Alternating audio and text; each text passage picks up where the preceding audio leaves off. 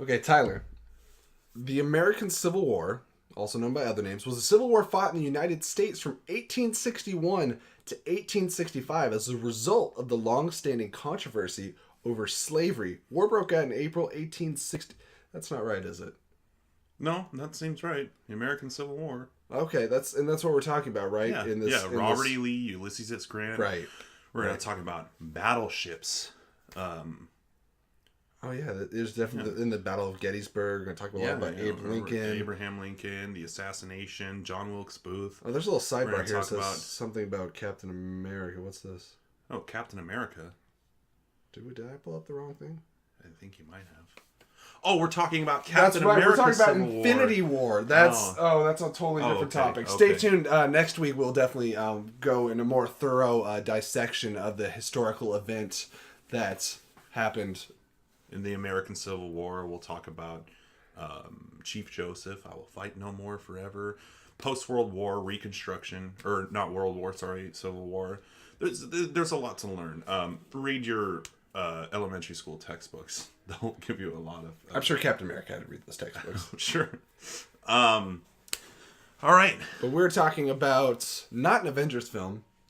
It is Captain America 3, making Captain America one of the best trilogies of all time. I said it. Fight me. So IRL. Even though Marvel had continued to deliver for us, we were on the fence about Civil War because it's such a big comic. Like Civil War is like, other than Infinity War, obviously Civil War is like the other Marvel comic that's like, this is the shit. Like, this is the story. Right. And who do we not have that we could easily get that is a big part of the Civil War? A lot of people, but mainly I think the Fantastic Four. They were a big part of it, right? And up until this point, Spider-Man, and I mean he still is, what had been acquired by Sony a long time ago, and Sony still owns Spider-Man. So we're like, when the movie's announced, we're like, how can you do this without Spider-Man? He's a huge part of the Civil. But we got him. Got him. So yeah, there's a lot to talk about with this movie, and this I love this movie, and they managed to do one of those things where they're like, we're going to take the heart and core and like meaning of the comic and values, and we're going to transfer it over. And actually, we're kind of going to improve on a lot of it, but it's going to be different than the comic, and you're going to be okay with it. What I like about this is because if you take it at face value, it plays as an Avengers film. But really, it actually truly is a Captain America film. It's definitely a sequel to Winter Soldier. Because it's not only is it a sequel to Winter Soldier, you get more Bucky, Manchurian Candidate, and you get a buckload, and Steve Rogers, Captain America. But Captain America is not only the resounding main character, but the whole movie revolves and plays around his point of view, his values. You get Tony Stark's side and all that stuff. You get your introduction to Black Panther. Fantastic introduction. One of the best character introductions for sure. It beats any origin story. It's just short, sweet, and perfect. And the character is so, just like... You're into it right away. Yes, he's going for vengeance, but he still has this huge air of mystery to him. He's just... And regalness. He's very cool. And so this movie plays like an Avengers film. Around the same time, Batman vs. Superman had come out. Tried to do the same thing. Yeah, a similar storyline. But this movie had twice as many characters, did 10 times as better with them. They all come together. Not only do you get Captain America, Iron Man, pretty much everybody but Ant-Man again, yeah. Black Widow, Hawkeye, Vision, Scarlet Witch, but you get Spider-Man and Black Panther, and they all come to play. Yeah, like this is like the best movie for a lot of these characters. The pacing in this movie is perfect because the way that the events build up, the Sokovia Accords, him breaking free to go, grab Bucky and rescue him, the airport fight scene, and then, going to, stop all the super soldiers, but you find out that that's not what Zemo wanted. That got me. Yeah. There's a couple things in this movie that's a good twist. That surprised me. There was that. There was the reveal about what happened to Tony's parents. Holy shit! This reminds me of like a Lex Luthor sort of thing. You know, this guy doesn't have any powers. He's just driven by pure agenda, and he uses his Zemo? brain. Yeah, Zemo. And I think you know, I've heard a lot of people are kind of disappointed in Zemo, but I think that what I really liked about Zemo is that he was human. He listened to the last voicemail from his family. Right.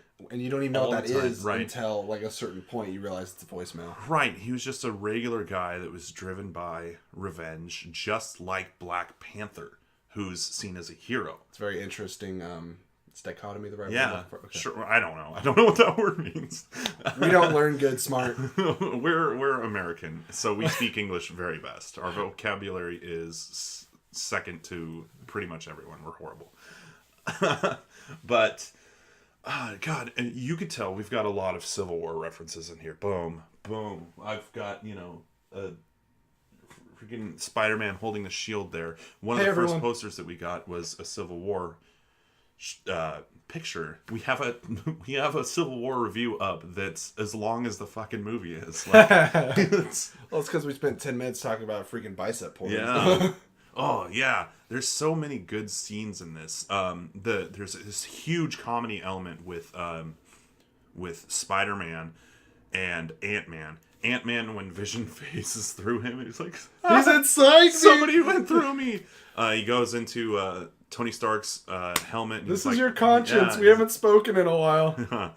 Spider-Man, obviously, this is his first like real battle with other people. He's talking to everybody. Like, you have a metal arm, dude? That's awesome. And the one that got me, the funniest line in the whole movie, I think, is, you have the right to remain silent. It's just how awkward he is because he's a child.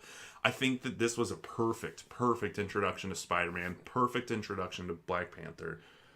Yeah. You guys ever seen that really, really old movie, Empire Strikes Back?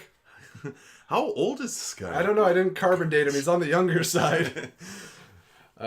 Good. Yeah, just good stuff. The interactions. Ant-Man, when he goes giant. Okay, anybody else hiding any amazing, incredible abilities? That would be the time to tell me.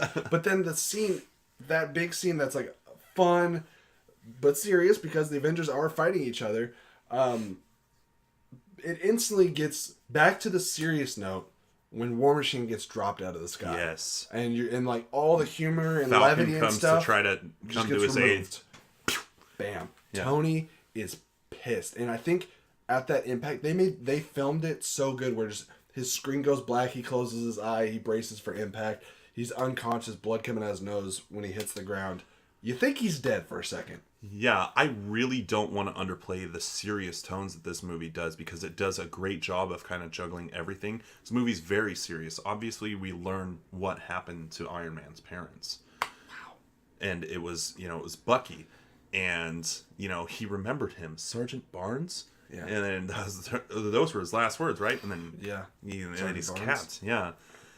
And then, Iron Man's ready to, see their side. And, he admitted he was wrong. He comes to their aid at the end. And then he learns the truth about it. He's my friend. I don't care. He killed my mom. It immediately, like, all that, that understanding that, all the things that his brain did to get him to where Bucky and Captain America are, it all goes out the window with pure emotion. And that raw fight between the three of them at the end is just brutal. And when Iron Man's just getting beat against the wall and it's like, all right, deploying countermeasures, and they just fight it out, and finally final blow and just takes out his arc reactor. And he's like... Right, and you see the look on Tony's face, like, is this over? Like... Yeah. And the shield doesn't belong to you. Right, so he drops the shield, like... With the Black Panther claw marks on it. And then Captain America is just so driven by his agenda, too, the whole time. It's, they were pitching it, well, Team Cap, Team Iron Man. Because you watch this movie and who's wrong?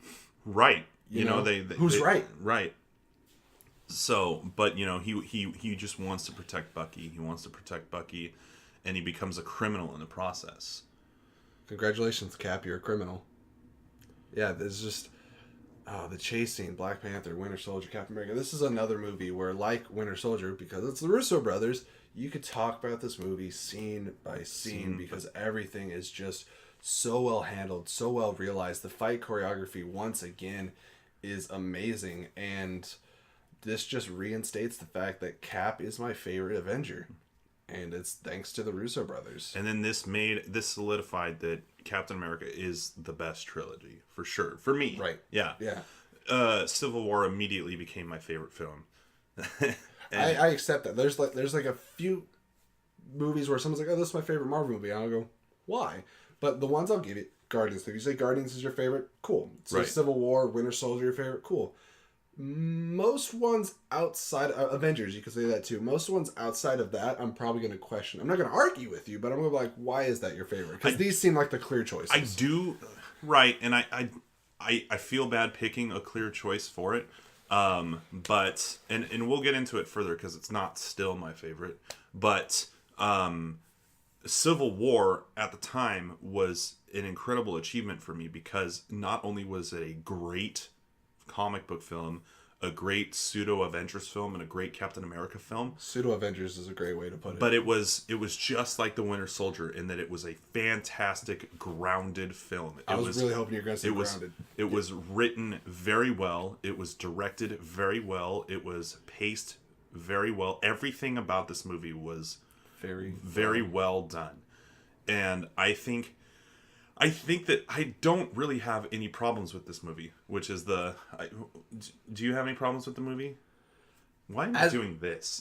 What the hell is this? My Wakanda! You're so fucked up. I'm just like trying as good as this is, or as good as the pacing was, there are some Zemo-ish focused times where I'm like, okay, let's pick it up a little bit. Sure. Mostly towards the beginning. Once it gets like airport onward, zips right by. And so it's a little, but it starts off with a bang. There's a bang in the middle. There's a bang at the end. So it's just some filler scenes, but some of the filler scenes I really love. Sharon Carter's funeral. Let's not forget that. Peggy Carter's funeral. Sharon Carter delivers a line that was originally Captain America's line in the comic that just, it got me. There's a lot to love about this. The immediate chemistry between Falcon and Bucky. It's like a hate-love thing. Yeah. It's so good. Can you scoot your seat up? No. And then when Sharon and Cap are like making out and Bucky's looking at it. Yeah. Both of them. It's good. It's all good. The Russo brothers get the characters. I want to revisit Zemo for like just quick 10 seconds. You're sure people are disappointed with him. The only thing I'm not disappointed with him as a villain. I'm disappointed with him as a Zemo. Because, I know what Zemo is in the comics. There's a million cool things that you can do with the character. If you want to do this for the character, make up a name. Have him be anybody. That's what I was disappointed by. He didn't need to be Zemo. Sure. Okay. There was nothing about his character that had anything to do with Baron Zemo in the comics. There wasn't one single attribute that they took from the comics other than the name. And that's what I was like. And I can understand that. They could have done an Alexander Pierce kind of character again, where nobody cares, just a random name from the comics. Zemo's like Red Skull, he's a big deal. Right. Anyways, that's only complaints. You asked about complaints. We don't want to go on too much about Civil War, other than that it really, again, after Guardians of the Galaxy, it solidified my love for this franchise, this Marvel Cinematic Universe. This was the one that was just it's just getting better and better and better and better. Spider-Man's introduction, the whole playing off the hot Aunt May thing. It was Tom Holland as freaking Spider-Man, Chadwick Boseman as freaking Black Panther. Dude, it was... I'm losing it because I want to stop. I have to stop. We have to stop. We have a new one coming. A new character. And Hawkeye dies again. Oh my god, he killed Hawkeye. Alright guys, so join us for the next film in the Marvel Cinematic Universe, second film in Phase 3. A film that we obviously do not like at all. No. Shit. Complete shit. Alright guys, Doctor Strange, which will be number 14! I did this because it's kind of his motions, but it's also rock and roll. So it's spellcasting, rock and roll! Doctor Strange. Alright, thank you for joining us for Civil War. You know what? This is 15 minutes, but guess what? Last time it was 2 hours, so we're doing better. All right. Catch you guys on the next one. May the film be with you. Peace out. Always.